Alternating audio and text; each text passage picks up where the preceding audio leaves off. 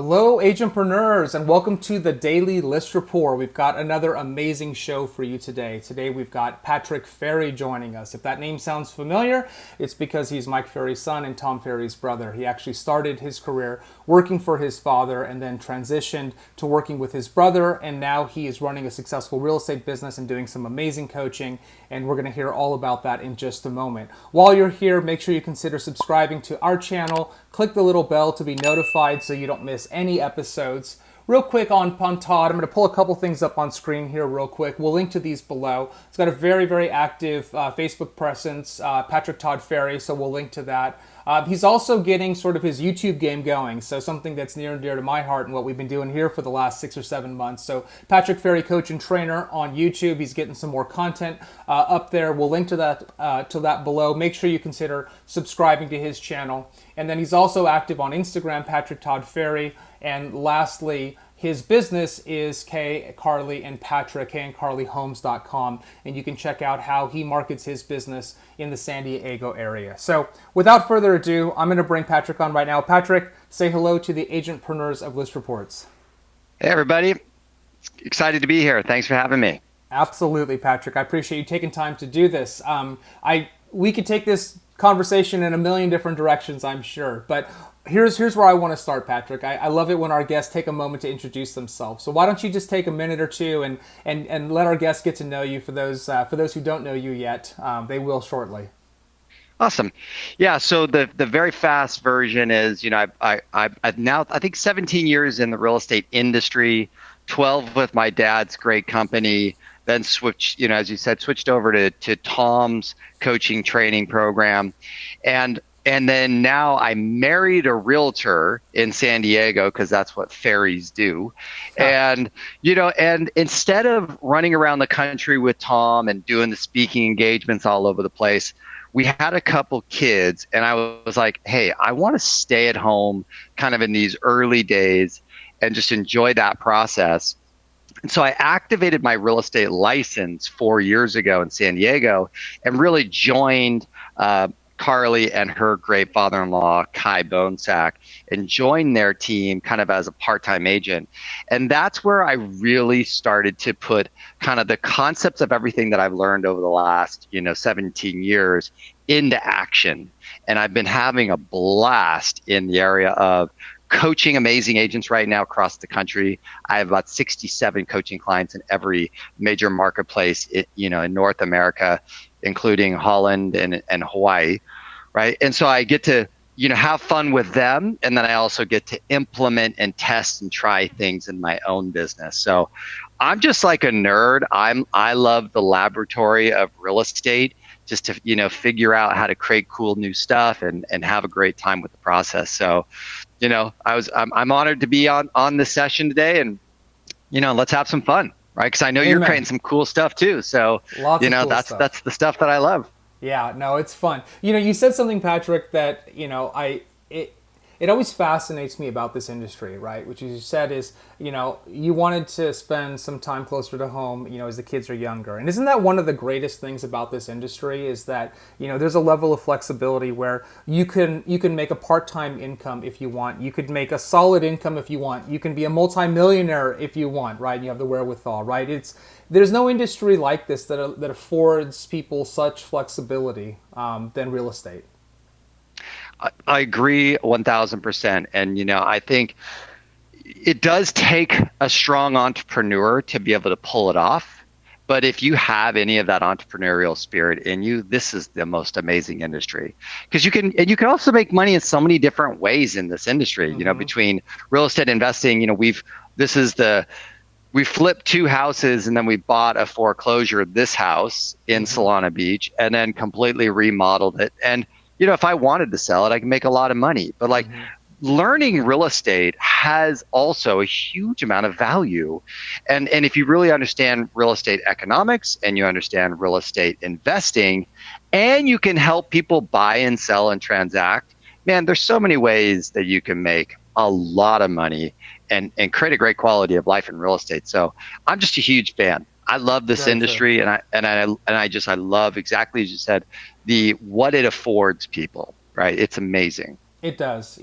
I'm not a practitioner of real estate, right? As a founder of ListReports, right? I'm a provider of technology to the industry and have learned an awful lot about it over the last 6 years. But, Patrick, I remember, growing up, my grandmother was a real estate agent. And in the 50s, she was the primary income earner. She earned more money than Right. my grandfather, right? And it was such an empowering business, such an empowering career. And I love that about it. But you said something else, and I'm going to misquote this stat. I try really hard not to do this, right? But somebody told me recently that something like 40 or 50 or 60% of real estate agents are also real estate investors. And so when you talk about multiple income streams, and I have to imagine this factors into some of your coaching, it's interesting, right? Because obviously you can transact on the properties at a lower cost because you're licensed, right? You understand and maybe have Yep. access to properties disproportionately, and you're servicing clients, and you may be a coach.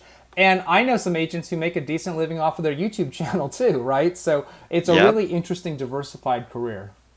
Yes, it is. Totally. Yeah, I try and support as many of my coaching clients to be active in real estate investing. We have access, exactly as you said, we have access to information, perspective, knowledge that puts us in the driver's seat to do real estate investing in a smart way.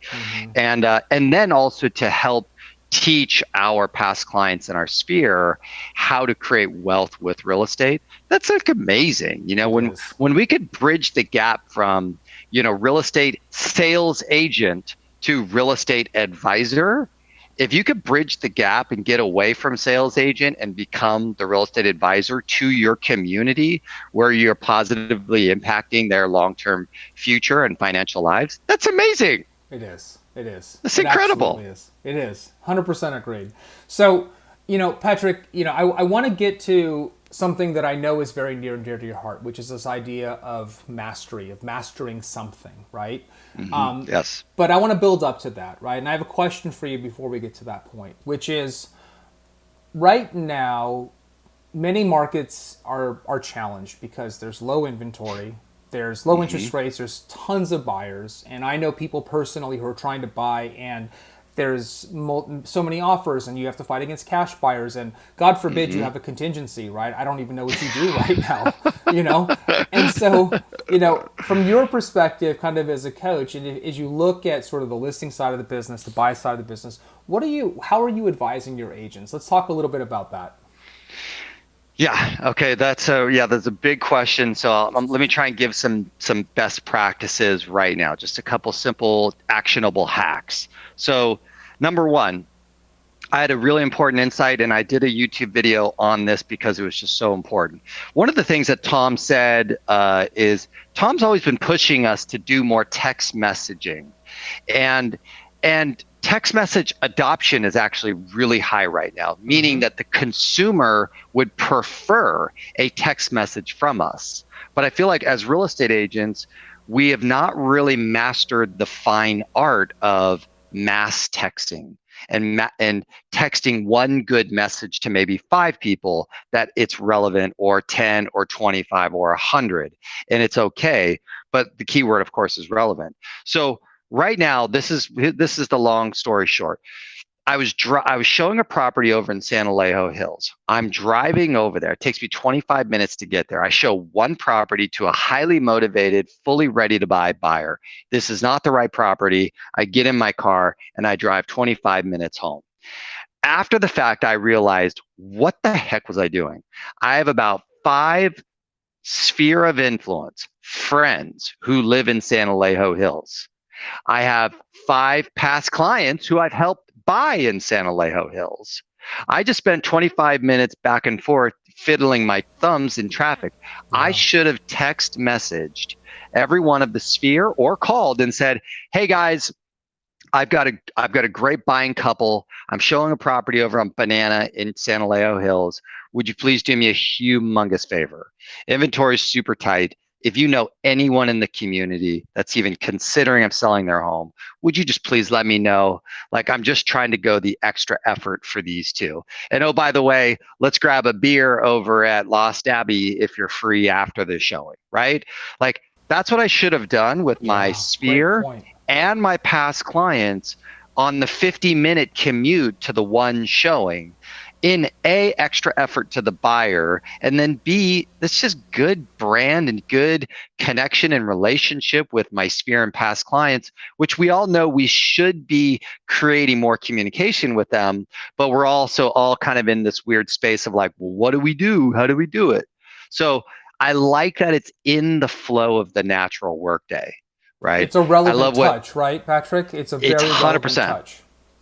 So that's number one. And then number two is, it's kind of going along the lines of we have to become that next level educator right now in the business. If we're going to help buyers deal with the challenges of today's market, but also take advantage of the opportunity of a lifetime with an interest rate, right? We have to become better educators. And we historically have been terrible at educating the buyer.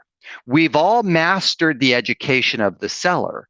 We give very formal, very deep, and very powerful presentations that are educations to the sellers to help them navigate all of the challenges, help them come to great conclusions, and to help them through the process. And then we go over here to the buyer and we're like, well, if you're not pre-qualified and ready to follow my advice exactly as I say it, like screw you, you're just a waste of time. It's like, wait a minute. How is it that we've stopped? We spend hours in preparation of a listing appointment, studying the market, figuring out what to do, how to do it, then doing deep dive question surveys to the sellers, and then take them through really important educational presentations to help them understand what has to happen, why, how, when. And then we go over to our buyer and we do zero. That's just a huge mistake. So, where I hear all the complaints from agents of buyers, it's mostly the complaint is, well, you just haven't mastered your buyer consultation and your buyer education yet. And if the buyer is not going to give you that trusted advisory position where they say, Randy, tell me what to do and I'll do it. I trust you. If you think I should write an offer $50,000 over list price and shorten my contingencies and play with these terms, I trust you because you've earned that trusted position. You've helped me to understand everything you're trying to do for me, and it's super crystal clear. So I'm going to just let you do it. Right? We need to get to that point with our buyers. Yeah. In this next phase of real estate, because let's face it, I do not see any reason why excess inventory is going to show up contrary to all the morons who are talking about, oh, there's going to be a drop in the market, right?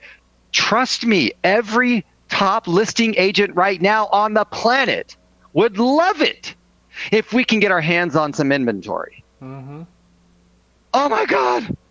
Because the demand is so high. So all these morons who are saying, oh, we're going to see the market crash. I'm sorry, show me the inventory and please give it to me because I'll sell it as fast as you give it to me. Yeah. And if you don't have an excess, is somewhere there would need to be a complete, a decrease in demand in buyers, a huge decrease demand in buyers, or there'd have to be a huge increase in inventory for prices to do anything other than what they're about to do, which is just go rapidly higher, which is not great really, but it is what it is. It is right? what it is. So anyways, we've got to create inventory for our buyers by communicating more powerfully with our past clients and sphere, working hard for our buyers, and then become better educators to the buyers so we can get that trusted position and help them to make better decisions faster in this market if we're going to be successful.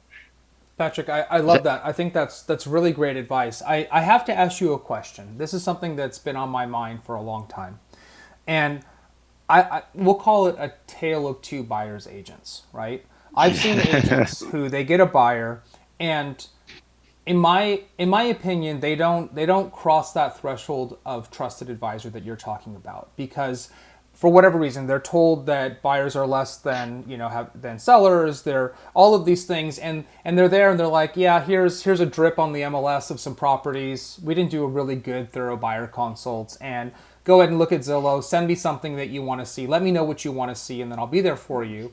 Versus those agents who do a thoughtful buyer consult, take the time to deeply understand what their buyer wants, are active in that home search process, and say, hey, I just found something that I know you, and this is a good place for you. I don't know what the question in here is, Patrick, but I see that, and it frustrates me, right? And so just, can you address that concept? Yeah, I think it's a bigger, because I've been in the industry for 17 years, I see it as actually a cultural problem. That culturally in the industry, because remember working for Mike Ferry was one of the biggest, he's the grandfather of real estate training, and it was all get listings. And even in, let's say, the Keller Williams training and coaching world, get listings. And all of the big trainers, coaches are all saying get listings. So the entire industry is so listing focused that it's almost like if you're a successful buyer's agent, it's almost looked down upon. Yeah. That's weird. Yeah. Right. And so a lot of my coaching clients will say funny things, like, oh, I want to get more listings. I just want to try and get more listings. And I say, personally, I just like commission checks, and I'm not biased. I don't really care which way it shows up. I just like more of them. But I kind of make fun of them. They're like, what are you talking about? Like, there's two sides to create income. Like, why do you think that one side's better than another? Mm-hmm. And where did you learn that from? And what evidence do you really have to support that? And oh, by the way, do you have a system of how to master either one of those sides? Because if you don't have a system to master either one of those sides, then you really don't have anything to offer anyways. So I can hand you 100 seller leads today very easily. I can hand you 100 buyer leads today very easily. But if you haven't figured out what to do, how to do it, and how to provide an eloquent, amazing experience for the buyers and the sellers, and you're not powerfully and confidently saying, hey, work with me, and here's what I'm going to help you accomplish by working with me. If you can't figure that part out, it doesn't really matter. I'll give you all the leads you want, buyers or seller, and you can get lucky and maintain yourself in the business, right? And then hopefully start to figure it out, right? Or we can get to work on, as we talked about, mastery. Yes, right? Great segue. Look at that. It's almost like we planned it, Patrick. Okay, so let's talk about mastery for a second. So there's another facet of this, or a way that I interpret it. And I'll start with this because I've talked about this a lot, Patrick, on this show, in the context of the brand that an agent builds, right? And that is that if you're not known for something, you're not known for anything. And so I've spoken to I think every successful agent I've spoken to has something that they're known for. And I'll give you one extreme example. I have a great friend. His name is Mark Choey. He's actually one of the founders of Climb Real Estate. They sold to Realogy several years ago. And when he started off in San Francisco as an agent, he said, I want to be the #1 condo sales agent in all of San Francisco. Huge goal, lofty goal, right? Huge market. And what he did was he found a building newly constructed, and he moved into that building, and he only focused on selling units in that building. Patrick, he literally referred business across the street, right? The building across the street, he had agents that he worked with, referral deals, and he referred that stuff out. And he sold 40% of the units in that. And he became, not #1, unfortunately, but became the #2 condo sales agent in San Francisco for 4 years, which is pretty impressive, right? And so this is a different application of mastery, but that's what he became known for. So I know that mastery in the context of technology and all of these things is really you're passionate about. So I'll let you take over and talk a little bit about that. I love what you just brought up because I'll take a step back as I finally, I'm going to turn 45 this month, and I finally have come to some baseline level of maturity about what I really can accomplish in a 1-year window and what I can't. And I'm much more humble today that I really don't have a lot of excess bandwidth. I got the 2 kids, the 3 and the 5-year-old, and I've got the coaching business, the real estate business, and any side ventures that I want to do and fun things that I want to do. My bandwidth is very limited. Yeah. And so with that said, the power of going in all in on a niche and going mastery on that niche or a lead type or a lead source, it's very efficient, right? It's very efficient because we all have a limited amount of bandwidth. Then, so the efficiency of him moving into the building and working that building really hard. The second part to that, which is the consumer respects the local expert. Mm-hmm. We know that the consumer Yes. respects the local expert and they're looking for it. And so I do a training on this in open house that if you can't demonstrate hyper local expertise at an open house, you're unattractive to the buyer.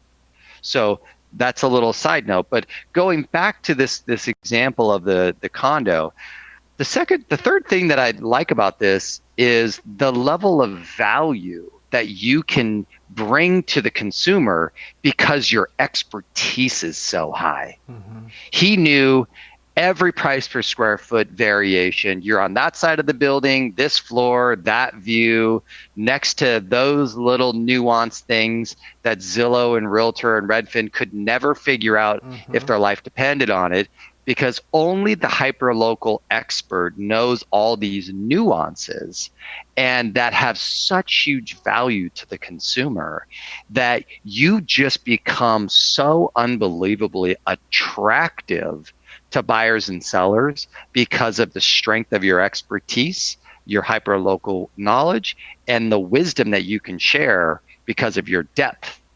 See, to me, that's Yes. power. Yes. Right. And I've seen it, in my world, I've seen it with agents who've just mastered, like, when I was in the Mike Ferry zone, it was like someone who became so good with for sale by owners. They literally built a business on it, or so good at expireds, or so good at just cold door knocking, or, just cold calls. Now step into the Tom Ferry land, so good with Zillow that they just absolutely scaled up and crush it, right? Or so good on, YouTube and social media and really just built this amazing brand that they're just getting unbelievable amounts of opportunity. The thing that I see is so many people are not good at anything because they've been testing, trying. Well, let me try this. Maybe I'll try some video. Maybe I'll try YouTube. Maybe I'll try Facebook. Maybe I'll try Instagram. Maybe I'll try expired. Maybe I'll try for sale by owner. I'm sorry, like, there's no such thing as try in this industry. It's going to take you, if it's something that's valuable, it's going to take you 12 to 18 months to really get good at something and to have it create a lot of income. And there's a phrase that I use that's a little bit confrontational, and I say it to myself, by the way, is there's a lack of business maturity. See, and it's for myself too, I'm saying this to myself, but like when I expect to just go try out a lead source and expect to make hundreds of thousands of dollars from that, and I half-assed the training, I didn't learn the skills. I didn't study the customer's journey. I didn't look at the mindset, my mindset versus their mindset. I didn't study all the software and the best tools in the industry. I didn't come up with a very good schedule that made any sense, right? And I didn't set up a financial goal and maybe a little one-page business plan for that thing, but I expected to make hundreds of thousands of dollars walking right into the industry. That's a lack of business maturity, Can I right? interject there just for a second, Patrick? Because Yes, it, please. it, it resonates so much with me, and we've all seen this, right? You're on some real estate forum or group in Facebook, and people are like, okay, what's your favorite lead source? Go, right? And Right, people are like, oh, I tried right. this thing for 2 weeks and it sucked and all of this stuff. So when we talk about business Exactly. maturity, I'll give you the perspective of an entrepreneur.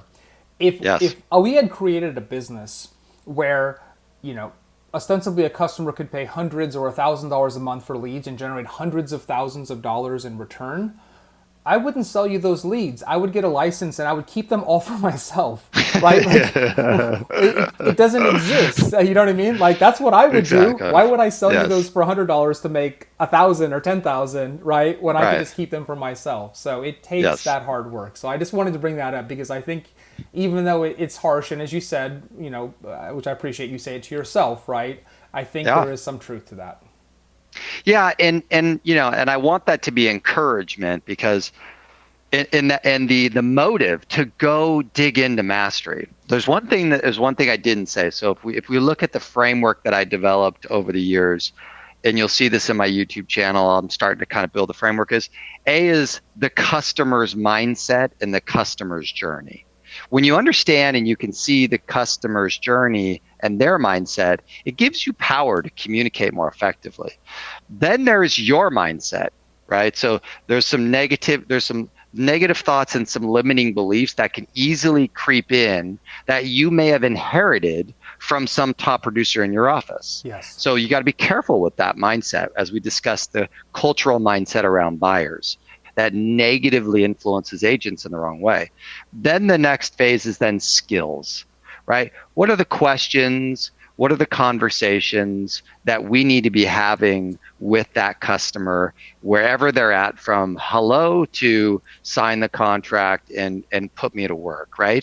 There's the skills. Then tools and software, right? You've got a great tool and software company, so you're providing great tools and software that help me to provide better service, engage my clients more, and to keep them organized and moving forward with me. We need those tools and software, CRMs, websites, so on and so forth. Those are really important, right? Then the next phase is understanding the numbers. And this is where the game really is won and lost. As you were saying, when you understand the numbers, let's just stay with the prospecting. A phone, how many hours do you need to spend? How many phone calls do you need to make to have a quality conversation? And then how many quality conversations to a lead into an appointment into a signed contract, right? And then if we're paying for leads, if I gave Zillow $2,000 a month, how many of those connection calls versus nurture leads over the course of 90 days? What's my conversion rate on the connection calls versus the nurture leads? And then what's my ROI? And can I scale this thing up, right? You got to understand the numbers. And if you don't, then you'll fall victim to negative thoughts and limiting beliefs. You'll go on one of the Facebook groups and you'll say, hey, is anyone doing this one lead source? And you'll hear one person saying, I'm killing it. One person saying they're the devil, right? Every time. Exactly. And it's like, in the industry, I'm as a Ferry, we have sold products and services to the real estate community for 50 years, and we've mastered the art of one script. If you will sell one home from our service, it pays for the service. Mm-hmm. The problem is that script, every service provider in the industry can use that script on an agent who has a lack of business maturity, and they'll buy it. Mm-hmm. That's a huge problem. I tell all my coaching clients, you are not allowed to buy any service without consulting me first. Yeah.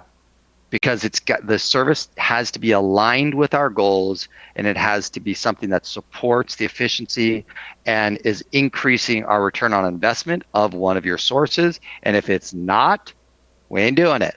Yeah. Or we're doing that first quarter of next year when it's appropriate, or when we are working on that new thing. Okay, last thing, of course, is scheduling and setting a financial goal. See, mastery. And now every year, let's take a look at that one thing as we're coming up to business planning season. What do we need to fix, change, and improve? What are the numbers of what we did? How did we perform? What did it look like? What's our P&L of that thing? And then how do we now make some fixes, changes, and improvements for 2021 so we can continue to grow and scale it more efficiently, make it a better experience for the customer, make it a better experience for you, add some cool tools, technology, and software to support, the effectiveness of that strategy. Let's go, right?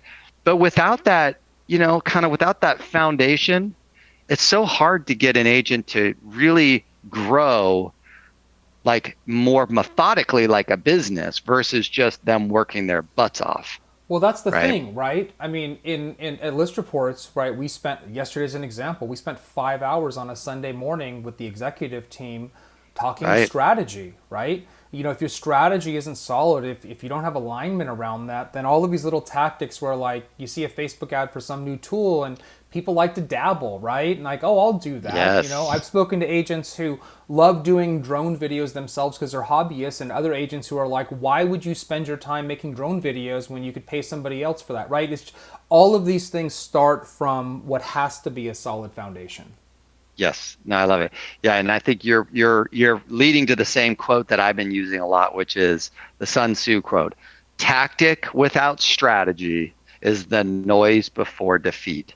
And 100%. I find a lot of times agents get sold on a tactic and it really is not a part of the overarching strategy of what they should be working towards, Yes. right? Yes. This, right? So it's like, am I going to add this tactic into getting a higher percent market share in my geographic farm?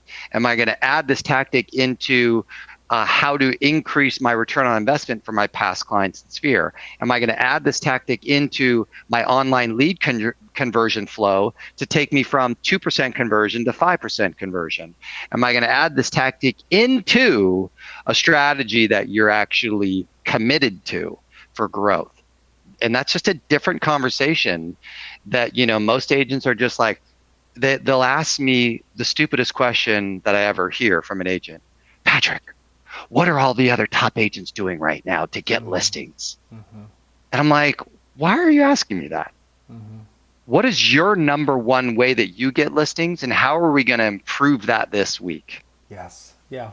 Very different question. That's very, very well Yeah. said. Patrick, you're your first time guest on this show, first time you're Yeah, here. thanks. Randy, it I was really great meeting you, by the way. No, I've had a lot of fun with likewise, you. and Yeah. I'd love to do this again if you're open to it. I feel like there's a lot of ground that we could cover here. Yeah, we can have some fun. Yeah, let's geek out a little bit on some stuff after this session, and we'll do it again. That sounds awesome. All right, Patrick, thanks for all of your words of wisdoms and for taking the time today. I appreciate it, and we'll have you back on real soon. Awesome. Thanks for setting it up, man. Appreciate it. Absolutely. All right, well, there you have it. Patrick Ferry, fantastic. Here again is his YouTube channel. He's just getting it together. There's going to be a lot more content there. Definitely make sure you get over there, subscribe, link below, so click on that. Love his perspective, in particular on this idea of mastery. It's something that we've talked about in the context of a brand, but it's something that applies everywhere, and being truly aligned on your strategy before you employ any tactics. So we're definitely going to have Patrick back on this show. Really appreciate his time and his comments. So until tomorrow, be safe, be healthy, be happy. Find the thing that you need to master, right? Like align on your strategy. And there's lots of great resources. Watch this show again and again. I think this was a tremendous episode, probably one of our best ever. So make sure you watch this and consider sharing it with others because there's a lot of good wisdom here. We'll talk to you soon. Bye.